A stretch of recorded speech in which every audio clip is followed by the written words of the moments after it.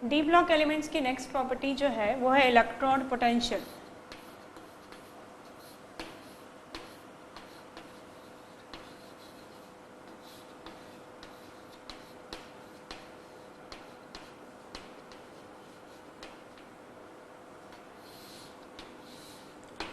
जब मेटल कोई कंपाउंड बनाते हैं तो वो अपनी उस ऑक्सीडेशन स्टेट में स्टेबल है कि नहीं अपने एक्वस सॉल्यूशन में, ये चीज़ उनके इलेक्ट्रॉन पोटेंशियल से पता की जा सकती है। और ये इलेक्ट्रॉन पोटेंशियल 3 एनर्जीज पे डिपेंड करता है। ये जो 3 एनर्जीज हैं वो उस होल प्रोसेस के दौरान इन्वॉल्व होने वाली एनर्जी है, जिसमें एक सॉलिड मेटल अपने एक्वस सॉल्यूशन में कोई ऑक्सीडेशन स्टेट एक्वायर करता है और उस दौरान वो कुल कितनी एनर्जी, टोटल एनर्जी जो एब्जॉर्ब करता है एज वेल एज रिलीज करता है। और इस पूरी प्रोसेस में 3 स्टेप होते हैं। जैसे सबसे पहले जो सॉलिड मेटल है वो अपनी फिजिकल स्टेट चेंज करके गैसियस स्टेट में आता है। फिजिकल स्टेट जब सॉलिड से सीधे गैसियस स्टेट में आती है, इसे कहते हैं सब्लिमेशन प्रोसेस। कंटिन्यूस जब वो सॉलिड से गैसियस स्टेट में जाएगी, इट्स कॉल्ड सब्लिमेशन प्रोसेस। और जैसे कि हमको पता है कि अगर हम सब्लिमेशन प्रोसेस की बात कर रहे हैं तो ये प्रोसेस एंडोथर्मिक होगी। एंडोथर्मिक इसलिए होगी क्योंकि सॉलिड के कंपेयर में गैसियस स्टेट की एनर्जी ज़्यादा होती है। और अगर हम फिजिकल स्टेट को सॉलिड से गैसियस स्टेट में चेंज कर रहे हैं, इसका मतलब उसने एनर्जी एब्जॉर्ब की होगी, तब जाके वो सॉलिड से गैसियस स्टेट में चेंज होगी। तो सब्लिमेशन एनर्जी जो है वो एक एंडोथर्मिक प्रोसेस है, जिसमें एक मेटल जो है वो एनर्जी एब्जॉर्ब करता है। और जैसे कि हम ये कहते हैं केमिस्ट्री में कि जो एंडोथर्मिक प्रोसेस होती है, जो एनर्जी एब्जॉर्ब करती है मेटल में, वो हमेशा उसकी स्टेबिलिटी को कम करता है। तो यहाँ पे जो भी प्रोसेस होए जिसमें मेटल एनर्जी एब्जॉर्ब कर रहा है, वो क्योंकि स्टेबिलिटी को कम कर रही है, इसलिए अकॉर्डिंगली उस एनर्जी की वैल्यू हमें कम से कम चाहिए। एनर्जी एब्जॉर्ब तो करनी ही पड़ेगी, क्योंकि अगर सॉलिड से गैसियस स्टेट में चेंज करना है, उसमें भी अगर कोशिश जितनी कम्युनिकेशन एनर्जी जिस मेटल की जितनी ज़्यादा है कम होगी, वो उतना ही अच्छा होगा, क्योंकि वो एनर्जी एंडोथर्मिक प्रोसेस होने के कारण उसकी जो स्टेबिलिटी है वो उसको कम कर रही है। अब हम बात करते हैं गैसियस स्टेट में। जब वो आ जाएगा तो उस गैसियस स्टेट में हम उसे प्रोवाइड करेंगे आयोनाइजेशन एनर्जी।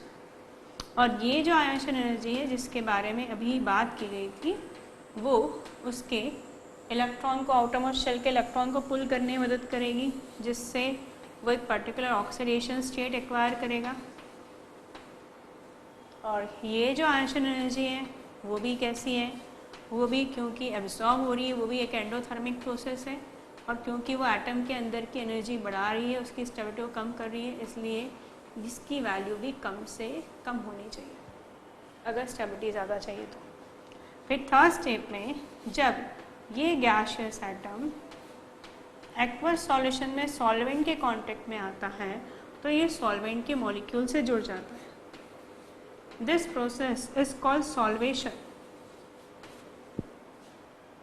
इस प्रोसेस को सॉल्वेशन कहा जाता है। और क्योंकि यहाँ सॉल्वेंट का काम वाटर कर रहा है, हम इसे हाइड्रेशन प्रोसेस भी कह सकते हैं।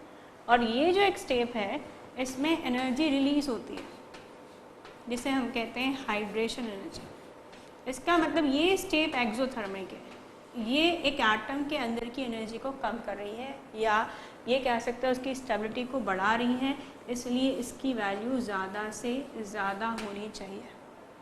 और जब ये सॉलिड मेटल 3 स्टेप से होते हुए एक्वस स्टेट पे पहुंचता है, तब इस प्रोसेस के दौरान वो 2 स्टेप में एनर्जी एब्जॉर्ब करता है। पहली स्टेप में वो सब्लिमेशन फॉर्म में एनर्जी एब्जॉर्ब करता है, सेकेंड स्टेप में वो आयोनाइजेशन एनर्जी के फॉर्म में एनर्जी एब्जॉर्ब करता है, और थर्ड स्टेप में वो हाइड्रेशन एनर्जी के फॉर्म में एनर्जी रिलीज करता है। तो वो 2 बार एनर्जी एब्जॉर्ब कर रहा है और 1 बार एनर्जी रिलीज कर रहा है। और ये जो नेट टोटल होता है इस एनर्जी का, वो अगर नेगेटिव है, इसका मतलब ये कि एब्जॉर्ब की गई एनर्जी के कंपेयर में रिलीज की गई एनर्जी की वैल्यू ज़्यादा है। और तभी ये पॉसिबल होगा कि अल्टीमेटली बनने वाली जो ऑक्सीडेशन स्टेट है वो स्टेबल हो। अगर एब्जॉर्ब एनर्जी कम है एब्जॉर्ब एनर्जी कौन कौन सी, सब्लिमेशन एनर्जी जो पहली स्टेप में एब्जॉर्ब हुई है वो कम है, सेकेंड स्टेप में आयरन एनर्जी जो एब्जॉर्ब हुई थी वो भी कम है, मगर थर्ड स्टेप में रिलीज हुई हाइड्रेशन एनर्जी ज़्यादा है, तो तीनों का जो नेट सम है वो नेगेटिव हो जाएगा, एक्सोथर्मिक प्रोसेस हो जाएगी, और ये एनर्जी जितनी ज़्यादा नेगेटिव होगी इसका मतलब उतनी ज़्यादा एनर्जी रिलीज हुई है और स्टेबिलिटी उतनी ज़्यादा होगी। तो अभी हमने ये बात की कि कोई ऑक्सीडेशन स्टेट एक्वा स्टेट में स्टेबल है कि नहीं, वो हम निकालते हैं इलेक्ट्रोड पोटेंशियल से उसके। ये इलेक्ट्रोड पोटेंशियल इन तीनों वैल्यूज़ पर डिपेंड करता है, और अगर नेट वैल्यू जो आई है वो हाईली नेगेटिव आई है तो इसी का मेजरमेंट होता है इलेक्ट्रोड पोटेंशियल।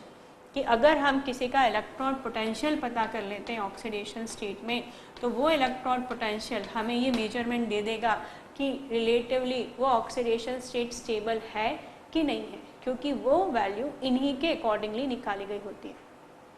अब इस इलेक्ट्रॉन पोटेंशियल को लेकर बात करें हम, तो हम जो जिक्र कर रहे हैं वो मेटल का जिक्र कर रहे हैं। मेटल जो इलेक्ट्रो पॉजिटिव नेचर के होते हैं, जिनकी जनरल टेंडेंसी होती है इलेक्ट्रॉन लूज करना। अगर मैं दो मेटल को लेकर एग्जाम्पल की बात करूं तो मैं निकल को और जिंक को ले रही हूँ कि दोनों ही इलेक्ट्रॉन लूज करेंगे।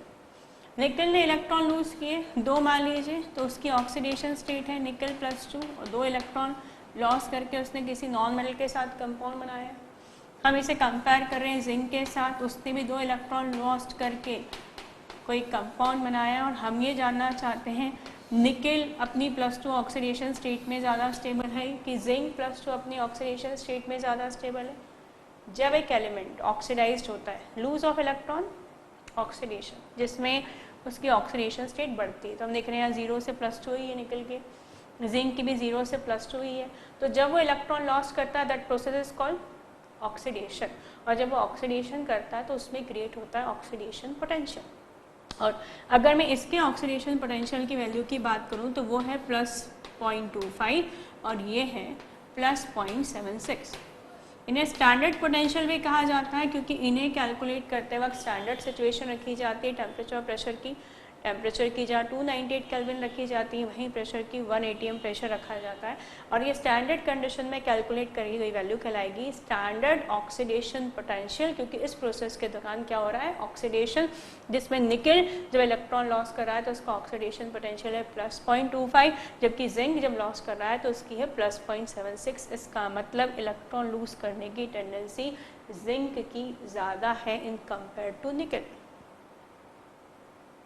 इसका मतलब निकल का कोई कंपाउंड अपनी +2 ऑक्सीडेशन स्टेट में है और जिंक का भी कोई कंपाउंड अपनी +2 ऑक्सीडेशन स्टेट में एक्वस सॉल्यूशन में है, तो जिंक का कंपाउंड निकल के कंपेयर में ज़्यादा स्टेबल होगा। तो किसी की भी ऑक्सीडेशन स्टेट की स्टेबिलिटी का मेजरमेंट है उसका इलेक्ट्रोड पोटेंशियल, और ऑक्सीडेशन पोटेंशियल जितना ज़्यादा होगा उसकी स्टेबिलिटी उतनी ज़्यादा होगी, और क्योंकि जिंक का ऑक्सीडेशन पोटेंशियल निकल के ऑक्सीडेशन पोटेंशियल से ज़्यादा है, इसलिए जिंक का ऑक्सीडेशन स्टेट +2 ऑक्सीडेशन स्टेट में ज़्यादा स्टेबिलिटी दिखाएगा। मगर स्टैंडर्ड पैरामीटर्स में चीज़ों की स्टेबिलिटी, एलिमेंट्स की जो स्टेबिलिटी है वो ऑक्सीडेशन पोटेंशियल की जगह रिडक्शन पोटेंशियल से मेजर की जाती है। और अगर मैं जिंक के रिडक्शन पोटेंशियल की बात करूँ तो रिडक्शन पोटेंशियल जो है वो उसका है सेम वैल्यू के साथ और अपोजिट साइन के साथ, दैट इज -0.76, और इसे रिप्रेजेंट किया जाता है इस सिंबल से, that is E standard zinc two positive oblique zinc. जैसे हम जानते हैं reduction means gain of electron, और ये जो सिंबॉलिक रिप्रेजेंटेशन है ये एग्जैक्ट वही चेंज दिखा रहा है जो प्रोसेस के दौरान होगा। हम रिडक्शन की बात करें मतलब कोई आयन जो है इलेक्ट्रॉन लेगी, रिड्यूस होगी, तो अगर जिंक इलेक्ट्रॉन लेगा तो उसकी ऑक्सीडेशन स्टेट +2 से क्या हो जाएगी, 0। इसलिए सिंबल उसका रिडक्शन पोटेंशियल दिखा रहा है, जिसकी वैल्यू तो सेम रहेगी ऑक्सीडेशन पोटेंशियल कंपेयर है, मगर साइन जो है वो चेंज हो जाएगा, दैट इज 0.76। इसी तरह अगर मैं निकल के रिडक्शन पोटेंशियल की बात करूं तब मैं ये कह रही हूँ कि जो निकल है वो अपनी ऑक्सीडेशन स्टेट जो है वो +2 से 0 कर रहा है, रिड्यूस हो रहा है। तो अगर मैं इसका रिडक्शन पोटेंशियल निकालूं तो उसकी वैल्यू भी ऑक्सीडेशन पोटेंशियल के बराबर होगी, जैसे उसकी थी 0.25, इसकी भी होगी 0.25, मगर साइन अगेन अपोजिट हो जाएगा। तो अगर हमें किसी एलिमेंट की ऑक्सीडेशन स्टेट की स्टेबिलिटी उसके ऑक्सीडेशन पोटेंशियल से ना निकाल कर रिडक्शन पोटेंशियल के बेसिस पर निकालना है, तो जैसे हमने कहा था जिंक ज़्यादा आसानी से इलेक्ट्रॉन लूज कर रहा है निकल के कंपेयर में, ये उसके ऑक्सीडेशन पोटेंशियल से पता पड़ रहा था। तो अगर हम रिडक्शन पोटेंशियल की बेसिस से बात करें तो हम ये कह सकते हैं जिसका रिडक्शन पोटेंशियल जितना ज़्यादा नेगेटिव होगा वो उतना ही आसानी से इलेक्ट्रॉन लॉस कर रहा होगा और वो ऑक्सीडेशन स्टेट उसकी ज़्यादा स्टेबल होगी। तो ज़्यादा नेगेटिव जिंक का है क्योंकि उसके जो आरपी की वैल्यू है वो कम है किसके कंपेयर में, निकल के कंपेयर में। तो हम यहाँ मेटल की बात कर रहे हैं, यहाँ ये डिस्कस किया जा रहा है कि जब कोई मेटल इलेक्ट्रॉन लूज करके अपना कोई कंपाउंड बनाता है एक्वस सॉल्यूशन में तो वो कंपाउंड स्टेबल है कि नहीं किससे निकाला जाए, उसे निकाला जाता है उस ऑक्सीडेशन स्टेट में आई वेरिएशन के दौरान कैलकुलेट किए गए रिडक्शन पोटेंशियल की मदद से।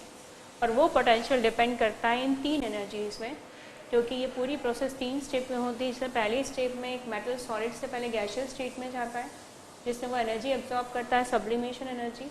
उसके बाद वो गैसियस स्टेट से इलेक्ट्रॉन लूज करता है, उसमें वो एनर्जी एब्जॉर्ब करता है, that is called ionisation energy.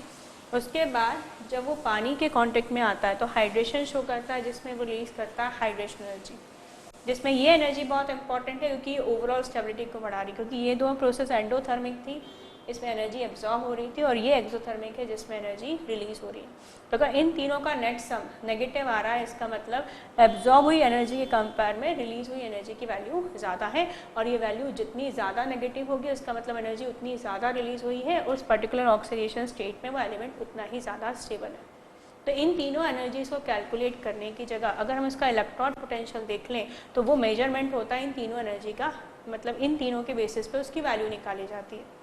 कायदे से देखा जाए तो ये मेटल्स हैं, ये इलेक्ट्रॉन लॉस करेंगे तो इनमें क्या क्रिएट होगा, ऑक्सीडेशन पोटेंशियल। जिंक का हायर ऑक्सीडेशन पोटेंशियल निकल के कंपेयर में दिखा रहा है कि निकल जब 2 इलेक्ट्रॉन लॉस करेगा उसके कंपेयर में जब 2 इलेक्ट्रॉन जिंक लॉस करेगा तो उसका ऑक्सीडेशन पोटेंशियल ज़्यादा है, मतलब वो ज़्यादा आसानी से इलेक्ट्रॉन लॉस करेगा। इसका मतलब जिंक +2 की स्टेबिलिटी निकल +2 से ज़्यादा है। मगर स्टैंडर्ड केस में पोटेंशियल रिडक्शन पोटेंशियल के बेसिस पे कैलकुलेट किए जाते हैं in compare to oxidation potential, जिसका सिंबल ये होगा, और सिंबल चेंज इसलिए हुआ higher oxidation state to lower oxidation state, क्योंकि हम प्रोसेस कौन सी डिस्कस कर रहे हैं, रिडक्शन। और रिडक्शन प्रोसेस में गेन ऑफ इलेक्ट्रॉन होता है, इसमें ऑक्सीडेशन स्टेट कैसे चेंज होती है, हायर टू लोअर। तो यहाँ भी हायर टू लोअर और यहाँ भी हायर टू लोअर। तो आरपी की वैल्यू जो होती है वो इक्वल होती है पर साइन अपोजिट होता है। जैसे अगर ओपी की वैल्यू है इसकी +0.76 तो आरपी की हो जाएगी -0.76, अगर इसकी ओपी की वैल्यू है +0.25 तो आरपी की वैल्यू हो जाएगी -2π। इसे स्टैंडर्ड रिडक्शन पोटेंशियल भी कहा जा सकता है, वजह क्योंकि इनको कैलकुलेट करते वक्त स्टैंडर्ड सिचुएशन मेंटेन की जाती है। टेम्परेचर 298 केल्विन लिया जाता है, प्रेशर 1 atm लिया जाता है, और कॉन्सेंट्रेशन का पैरामीटर दिया जाए तो सॉल्यूशन की मोलैरिटी जो है वो 1 ली जाती है। और जैसे कि हम कह चुके थे जिंक ज़्यादा आसानी से इलेक्ट्रॉन लूज करेगा इन कंपेयर टू निकल, क्योंकि उसका ओपी ज़्यादा है। तो ओपी ज़्यादा है तो आरपी क्या है, कम। मतलब ओपी और आरपी एक दूसरे के इन्वर्स चलते हैं, जिसका ओपी ज़्यादा उसका आरपी कम, और जिसका ओपी कम उसका आरपी ज़्यादा। तो जिसका आरपी कम होगा, जितना ज़्यादा नेगेटिव होगा, वो उतनी आसानी से इलेक्ट्रॉन लॉस करेगा, इसलिए हम कह सकते हैं ये ज़्यादा अच्छे बेटर रिड्यूसिंग एजेंट होगा। तो क्योंकि ये मेटल्स हैं ये इलेक्ट्रॉन लूज करते हैं, therefore they are good reducing agent. मगर एस के कंपेयर में करें बात तो ये जो है उनके कंपेयर में वीक रिड्यूसिंग एजेंट होते हैं, क्योंकि एस ब्लॉक एलिमेंट का आरपी जो है वो डी ब्लॉक एलिमेंट से और भी कम होता है। तो आरपी जितना कम, जितना ज़्यादा नेगेटिव, रिड्यूसिंग पावर उतनी ही ज़्यादा। तो अगर हम फर्स्ट सीरीज़ की बात करें, अगर हम फर्स्ट सीरीज़ की बात करें जो स्टार्ट हुई थी स्कैंडियम से, scandium, titanium, vanadium, chromium, manganese, iron, cobalt, निकल, कॉपर, जिंक। तो अगर हम इस कॉपर को छोड़ दें जिसका आरपी पॉजिटिव है, उसके कंपेयर में सभी जो एलिमेंट्स हैं इन सब का रिडक्शन पोटेंशियल नेगेटिव है। और हम ये बात कर चुके हैं कि जो रिडक्शन पोटेंशियल होते हैं जिसे एसआरपी भी कह सकते हैं, स्टैंडर्ड रिडक्शन पोटेंशियल, ये इन्वर्स होते हैं SOP के, ऑक्सीडेशन पोटेंशियल के। मतलब इन सब के अगर रिडक्शन पोटेंशियल नेगेटिव है तो इनके ऑक्सीडेशन पोटेंशियल पॉजिटिव है, और पॉजिटिव ऑक्सीडेशन पोटेंशियल शो करता है higher tendency to lose electron. Therefore they are good reducing agent but less in compare to S block element, क्योंकि उनके रिडक्शन पोटेंशियल उनसे भी कम होता है, और जिसका रिडक्शन पोटेंशियल जितना ज़्यादा कम उसका ऑक्सीडेशन पोटेंशियल उतना ही ज़्यादा, जिससे उसके इलेक्ट्रॉन लूज करने की ज़्यादा टेंडेंसी शो होती है। और ये पता पड़ता है कि उनमें ज़्यादा इलेक्ट्रॉन लूज करने के कैपेसिटी के कारण वो बेटर रिड्यूसिंग एजेंट है। जैसे कि हमने भी एग्जाम्पल में कंपेयर किया था जिंक और निकल को, इसका ज़्यादा कम, ये इसका RP जो है कम है या ज़्यादा नेगेटिव है, इसलिए ये बेटर रिड्यूसिंग एजेंट है निकल के कंपेयर में। तो हम कॉपर को छोड़ दें, इसकी पॉजिटिव ऑक्सीडेशन स्टेट है, सबका RP नेगेटिव है। अगर RP नेगेटिव है तो ऑब्वियसली ऑक्सीडेशन पोटेंशियल पॉजिटिव होगा, ऑक्सीडेशन पोटेंशियल पॉजिटिव होना शो करता है better tendency to lose electron, means they are good reducing agent. तो जैसे हम एक्सपेक्ट कर रहे थे कि जो गुड रिड्यूसिंग एजेंट होते हैं उनमें ये पढ़ा जाता है कि जब उन्हें मिनरल एसिड्स के साथ में ट्रीट किया जाता है, लाइक मैं जिंक की रिएक्शन यदि HCl के साथ में करवाती हूँ तब वो उस एनायनिक पार्ट के साथ में आसानी से कंपाउंड बना देते हैं अपनी हाई टेंडेंसी के कारण कि वो आसानी से इलेक्ट्रॉन लूज कर सकते हो। साथ में निकलती है हाइड्रोजन गैस। इसका मतलब सारे एलिमेंट्स हैं उन सबको मिनरल एसिड से रिएक्ट करके हाइड्रोजन गैस को रिलीज़ करना चाहिए, और ये प्रॉपर्टी वो शो भी करते हैं। मगर जो स्पीड है हाइड्रोजन गैस की निकलने की वो S ब्लॉक से स्लो होती है, क्योंकि पहले ही हमने बात की कि RP ज़्यादा S का कम है, S ब्लॉक एलिमेंट का है, मतलब वो ज़्यादा अच्छे रिड्यूसिंग एजेंट है, तो वो ज़्यादा स्पीडली हाइड्रोजन गैस निकाल सकते हैं इस ब्लॉक के एलिमेंट के कंपेयर में। इसके अलावा एक और चीज़, ये प्रॉपर्टी जैसे स्पेशली क्रोमियम में पाई जाती है। अगर हम इनकी रिएक्शन कराते हैं, किसी भी रिएक्शन कराते हैं जिनमें इनको इलेक्ट्रॉन लूज करना है, जैसे अगर किसी भी ऑक्सीडाइजिंग एजेंट के साथ इनकी रिएक्शन करा रहे हैं, तो ये अपने ऊपर एक प्रोटेक्टिव लेयर बना लेते हैं। जैसे क्रोमियम अपने ऊपर एक प्रोटेक्टिव लेयर बना लेता है Cr2O3 की, और ये जो प्रोटेक्टिव लेयर है इसके आसपास जो बन जाती है क्रोमियम ऑक्साइड की, ये इसे आगे ऑक्सीडेशन शो करने से रोक लेती है। मेटल है, इनका रिडक्शन पोटेंशियल नेगेटिव भी है, तो जैसा हमको एक्सपेक्टेड था they should be good reducing agent, तो ये रिड्यूसिंग एजेंट तो है मगर ये इतने अच्छे रिड्यूसिंग एजेंट नहीं जितना हम एक्सपेक्ट कर रहे थे, क्योंकि इनका पहली बात RP कम है S ब्लॉक एलिमेंट से, और दूसरा इन एलिमेंट्स में कुछ के पास ये कैपेसिटी है कि अपने ऊपर एक प्रोटेक्टिव ऑक्साइड की लेयर बना लेंगे, जिससे इनकी प्रोसेस की स्पीड जो है वो कम हो जाएगी। अब अगर हम इन्हीं के मेंबर्स को लेकर उनके RP को कंपेयर करें तो बेसिकली यहाँ पर दो ऑक्सीडेशन स्टेट में ये कंपैरिजन किया जाता है। अब अगर हम इन्हीं के एक सीरीज़ के दो मेंबर्स को लेकर उनकी रिलेटिव ऑक्सीडेशन स्टेट की स्टेबिलिटी कंपेयर करना चाहें तो हम दो बेसिस पे कंपैरिजन यहाँ पर करते हैं, जिसमें पहला कंपैरिजन होता है दो ऑक्सीडेशन स्टेट पे कि अगर कोई मेटल 2 इलेक्ट्रॉन लॉस करके +2 ऑक्सीडेशन स्टेट एक्वायर कर रहा है तो दो एलिमेंट्स में से किसकी +2 ऑक्सीडेशन स्टेट ज़्यादा स्टेबल होगी। जैसे हम यहाँ पर देखना चाहते हैं एलिमेंट्स मैंगनीज़ की अगर हम बात करते हैं तो मैंगनीज़ अगर 2 इलेक्ट्रॉन लॉस करेगा तो क्या इसकी +2 ऑक्सीडेशन स्टेट ज़्यादा स्टेबल होगी या इसकी 0 ऑक्सीडेशन स्टेट ज़्यादा स्टेबल होगी। इस चीज़ को हम इनके इलेक्ट्रॉनिक कॉन्फ़िगरेशन से देख सकते हैं। अगर मैंगनीज़ के इलेक्ट्रॉनिक कॉन्फ़िगरेशन की बात करूँ तो ये है 3d5 4s2, और अगर ये 2 इलेक्ट्रॉन लॉस कर देगा तो वो हो जाएगी 3d5। इसका मतलब इससे ज़्यादा स्टेबिलिटी तब मिल रही है जब ये 2 इलेक्ट्रॉन लॉस कर रहा है। इसका मतलब ये आसानी से 0 से +2 ऑक्सीडेशन स्टेट में चला जाएगा, और अगर ये आसानी से इलेक्ट्रॉन लॉस कर रहा है तो डेफिनेटली इसका क्या ज़्यादा होगा, SOP स्टैंडर्ड ऑक्सीडेशन पोटेंशियल ज़्यादा होगा। और जैसे हमने कहा था SOP और SRP एक दूसरे के रिवर्स चलते हैं, तो अगर इसका SOP ज़्यादा है तो इसका SRP कम होगा। SOP पॉजिटिव होगा, SRP नेगेटिव होगा, और ये हाईली नेगेटिव होगा। सिंबॉलिक रिप्रेजेंटेशन हो गया E standard Mn+2 to Mn, और इसकी कम वैल्यू ये बताएगी कि इसकी OP की वैल्यू बहुत ज़्यादा है, और इसके OP की वैल्यू इसलिए ज़्यादा है क्योंकि 2 इलेक्ट्रॉन लॉस करने पर इसे स्टेबिलिटी मिल रही है। मगर यदि मैं इसके Mn+2 की ऑक्सीडेशन स्टेट को Mn से कंपेयर करने की जगह इसके Mn+3 की ऑक्सीडेशन स्टेट को Mn+2 से कंपेयर करूँ कि क्या ये आसानी से +2 से +3 में चेंज होगा, क्या इस प्रोसेस में वो हाई ओपी या लो आरपी दिखाएगा। तो अगर वो +3 ऑक्सीडेशन स्टेट में जाएगा तो हम देख रहे हैं जैसे कि उसकी ऑक्सीडेशन स्टेट जो है वो 3D4 हो जाएगी। मतलब इस ऑक्सीडेशन स्टेट को एक्वायर करने पे उसे स्टेबिलिटी मिल नहीं रही है, उसकी स्टेबिलिटी कम हो रही है। इसका मतलब वो आसानी से +2 से +3 में चेंज नहीं होगा। +2 से +3 में अगर वो आसानी से चेंज नहीं होगा, इसका मतलब इस पर्टिकुलर केस में उसका ओपी कम होगा। अगर ओपी कम होगा तो आरपी ज़्यादा होगा, और आरपी का ज़्यादा होना ये बताता है कि वो आसानी से इलेक्ट्रॉन लॉस्ट नहीं करेगा।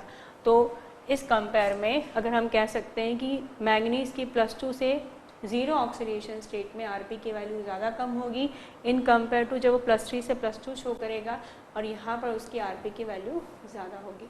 क्योंकि हमें ये बात याद रखनी है कि आरपी जितना कम होगा वो उतना ही अच्छा रिड्यूसिंग एजेंट होगा। अगर हम मैंगनीज़ की जगह दूसरे एलिमेंट का एग्जांपल लें, सपोज हम आयरन का एग्जांपल लेते हैं। आयरन जिसकी इलेक्ट्रॉनिक कॉन्फ़िगरेशन है 3d64s2, अगर उसे आयरन से +2 ऑक्सीडेशन स्टेट शो करना है तो उसकी इलेक्ट्रॉनिक कॉन्फ़िगरेशन हो रही है 3d64s2 से 3d6। मतलब ऐसा करने में उसे कोई ज़्यादा स्टेबिलिटी गेन नहीं मिल रहा है, क्योंकि अभी भी उसका जो डी है वो हाफ फिल्ड नहीं है। मतलब इतनी आसानी से इलेक्ट्रॉन लूज़ नहीं करेगा।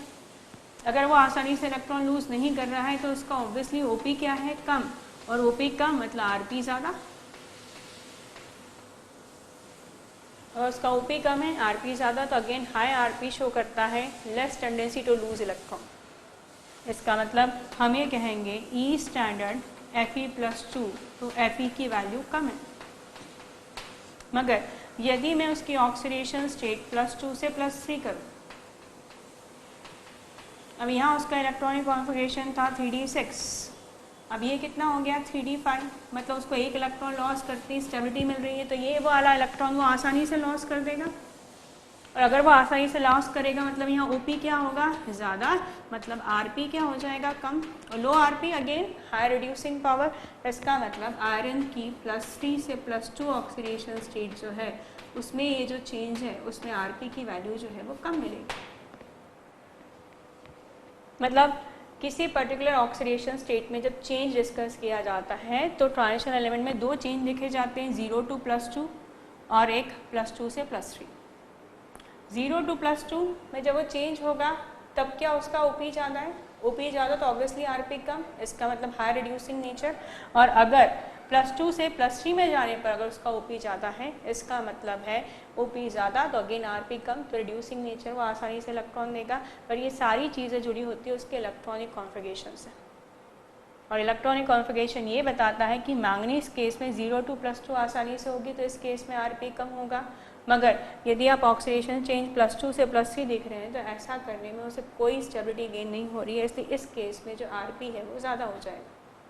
और यहाँ आयरन के केस में जब वो 0 to +2 ऑक्सीडेशन स्टेट दिखा रहा है तब उसे कोई स्टेबिलिटी गेन नहीं हो रही है, इसलिए इस केस में जो उसका आरपी है वो ज़्यादा हो जाएगा। पर जब वो +2 से +3 ऑक्सीडेशन स्टेट दिखा रहा है तब उसे स्टेबिलिटी मिल रही है, और ये स्टेबिलिटी मिलने के कारण उसका आरपी कम हो जाएगा, जो उसके +2 से +3 में जाने पर हाई रिड्यूसिंग नेचर दिखाएगा।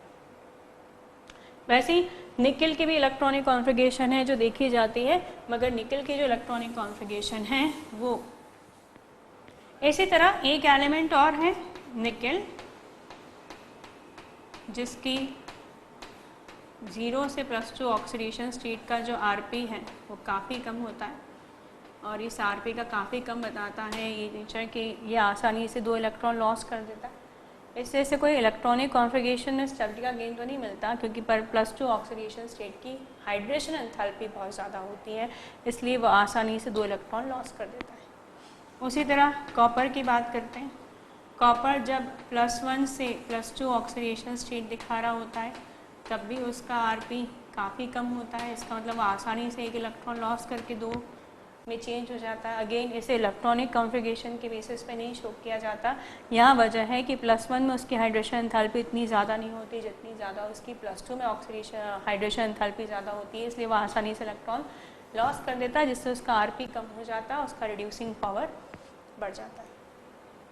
और अगर मैं कोबाल्ट में बात करूँ तो कोबाल्ट में यदि मैं कह रही हूँ कि जो पोटेंशियल है ई स्टैंडर्ड वो कोबाल्ट +3 का कोबाल्ट +2 में जाने पर आरपी बहुत ज़्यादा है। अगर आरपी ज़्यादा है तो ऑब्वियसली यही बता रहा है कि आसानी से इलेक्ट्रॉन लूज़ नहीं कर रहा है। और अगर ये आसानी से इलेक्ट्रॉन लूज़ नहीं कर रहा है तो आसानी से अगर +3 ऑक्सीडेशन स्टेट ली जाए तो क्योंकि वो अनस्टेबल हो गई रिलेटिवली, इसलिए वो आसानी से +2 में चेंज हो जाएगी। Therefore cobalt +3 is a strong oxidising agent. ऐसे बिहेवियर मैंगनीज भी दिखाएगा। अगर मैंगनीज की बात करूँ, अगर +3 और +2 ऑक्सीडेशन स्टेट में अगर इसका आरपी बहुत ज़्यादा है, इसका मतलब ये +2 से +3 में आसानी से चेंज नहीं हुआ है। और अगर ये आसानी से चेंज नहीं हुआ है मतलब ये आसानी से +3 से +2 में चेंज हो जाएगा। और higher to lower oxidation state में जाना मतलब ऑक्सीडेशन शो करना, इसलिए मैंगनीज +3 जो है वो स्ट्रॉन्ग ऑक्सीडाइजिंग एजेंट है। तो कोई भी ट्रांजिशन एलिमेंट जब कोई कंपाउंड बनाता है और वो कोई ऑक्सीडेशन स्टेट एक्वायर करता है तो उस स्टेट में वो स्टेबल है कि नहीं, ये आप उसके पोटेंशियल से निकाल सकते हैं।